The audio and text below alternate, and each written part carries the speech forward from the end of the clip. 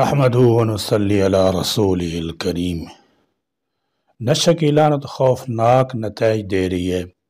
بھانت بھانت کی نشہ اور چیزیں دریافت ہو رہی ہیں اور نئی نسلیں نگل رہی ہیں۔ بگڑی ہوئی نسلوں کو کون روک سکتا ہے؟ ان بگڑی ہوئی نسلوں کے والدین بھی بگڑے ہوئے معلوم ہوتے ہیں۔ سگریٹ نوشی، شراب اور منشیات الا ماشاء اللہ پاکستان کی خواتین میں بھی عام ہو رہی ہے۔ مزید تشویشناک پہلو اخلاق باختگی کا ہے، جس میں اللہ ماشاء اللہ پاکستان نوجوان خواتین کی صورتحال شرمناک ہوتی جا رہی ہے۔ والدین بے بس دکھائی دیتے ہیں۔ جو والدین سمجھتے ہیں ان کی بیٹی لڑکوں سے میل ملاپ نہیں رکھتی، لیکن لڑکیوں سے میل ملاپ کی حد کیا ہے، اس جانب بھی توجہ دینے کی ضرورت ہے۔ سگریٹ نوشی، نشاور اشیاء اور اخلاق باختگی کا رجحان لبرل خاندانوں میں ہی نہیں، نیچے سے اوپر تک شرح میں افسوسناک اضافہ ہو رہا ہے۔ پہلے زمانے میں لڑکے شوقین مزاج سمجھے جاتے تھے، اب خواتین اور لڑکیوں کی شوقین مزاجیاں قابل دید ہیں۔ اس ملک میں ان چند برسوں میں اندر خانے جو بگاڑ آ چکا ہے، اگر اس کے خلاف آواز نہ اٹھائی گئی تو یہ ملک بےہودہ حرکتوں کے ہاتھوں تباہ ہو جائے گا۔ والدین اور بیکار قسم کے شور اپنی خواتین اور بہو بیٹیوں کی نفسیاتی حالت سے بے فکر ہو چکے ہیں۔ مرد اپنی کمزوریاں تو چھپا لیتے ہیں، لیکن ان کی وجہ سے ان کی عورتیں کس راستے پر چل نکلتی ہیں، کچھ اس کا بھی احساس ہے۔ خواتین کا دن منانے والے خواتین پر تشدد کا ذکر تو کرتے ہیں، عورت کی فطری تقاضوں کو دبانے والوں کا ذکر کیوں نہیں کرتے؟ مشرقی اور اسلامی ریاست پاکستان میں خواتین کی نجی زندگیوں میں کیا تبدیلیاں رونما ہو رہی ہیں؟ کسی نے ہائی لائٹ کرنے کی ضرورت کی ایک ظالم مرد عورت پر جسمانی تشدد کا ہی مجرم نہیں، اپنے عورت کو ازدواجی زندگی سے محروم رکھنے کا بھی مجرم ہے، اور اس جرم کی سزا عورت اپنے آپ کو خود دیتی ہے۔ غلط راہ سے استعمال کر کے عورت کی بے روی کا مجرم اس کا مرد ہے، اور بگڑی نسل کے مجرم اس کے والدین ہے۔ عورت کی فطری تقاضوں کو نظر انداز کر کے اسے کام کی مشین سمجھنے والا انسان مرد کہلانے کا حقدار نہیں۔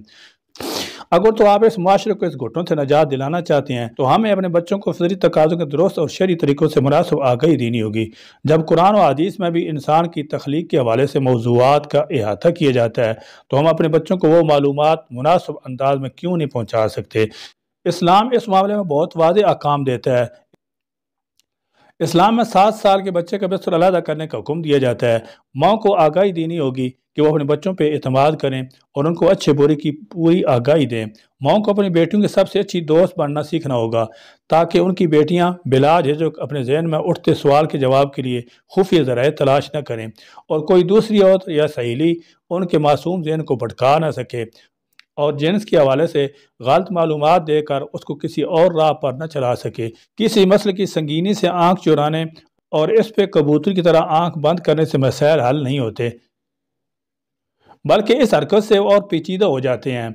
آج کے دور میں ہر قسم کی انفارمیشن تک حد سے زیادہ اور آسانی کے ساتھ رسائی حاصل ہے، جس کے باعث نوجوان لڑکوں اور لڑکیوں کو غلط راستے پر چل نکلنا کوئی اچنبھے کی بات نہیں ہے۔ جہاں تک ہمارے ملک کی ان علاقوں کا تعلق ہے جہاں عورت کی حالت ابھی تک پسماندہ ترین ہے، وہاں اس طرح کے مسائل کی نفسیاتی وجہ قطعی مختلف ہوتی ہے۔ مردوں کا نامناسب رویہ، کثرت ازدواج اور گھر کے مردوں کا غیر اخلاقی سرگرمیوں میں ملوث ہونا کچھ ایسے نفسیاتی عوامل ہو سکتے ہیں جو کہ گھروں تک محدود رہنے والی خواتین کو اس طرح مائل کر سکتے ہیں۔ یہ مسئلہ بھی ہمارے معاشرے کی ایک تلخ حقیقت ہے جسے ایک مسلمان اور انسان کی حیثیت سے ہمیں نہ صرف سوچنا ہوگا بلکہ اسے سمجھنے اور حل کرنے کی جانبی اقدامات اٹھانا ہوں گے۔ ہمارے معاشرے میں عورت کا استحصال بچپن میں سے گھر سے شروع ہو کر سکول سے کالج سے یونیورسٹی، یونیورسٹی سے دفتر اور دفتر سے سسرال جا کر ختم ہوتا ہے، جہاں وہ سلسلہ وار ذہنی، جسمانی اور نفسیاتی ہراسانی کا شکار ہوتی ہے۔ اس ہراسانی کو ثابت کرنے کا کوئی معیار اور پیمانہ نہیں ہے، لہذا اگر کوئی عورت اس ہراسانی کے خلاف آواز بلند کرے تو یا تو وہ آواز دبا دی جاتی ہے یا پھر اس پر لبرل، بے غیرت اور مغربی آزادی جیسے الزامات لگا کر خودکشی پر مجبور کر دیا جاتا ہے۔ مظلوم کو یہ مورد الزام ٹھہرانا یعنی وکٹم بلیمنگ اس بے حس معاشرے کا بہترین مشغلہ بن چکا ہے۔ عورت کے ساتھ ہونے والی زیادتی کو جب تک انصاف نہیں ملے گا، عورت ناجائز طریقوں سے استعمال ہوتی رہے گی۔ مرد کو غیرت اور ذمہ داری کا ثبوت دینا ہوگا، اپنی بیٹی بہن کی نفسیاتی حالت کو سمجھنا ہوگا، اس کو معاشرے کی وحشت اور ظلم سے بچا کر رکھنا ہوگا۔ وما علینا الا البلاغ۔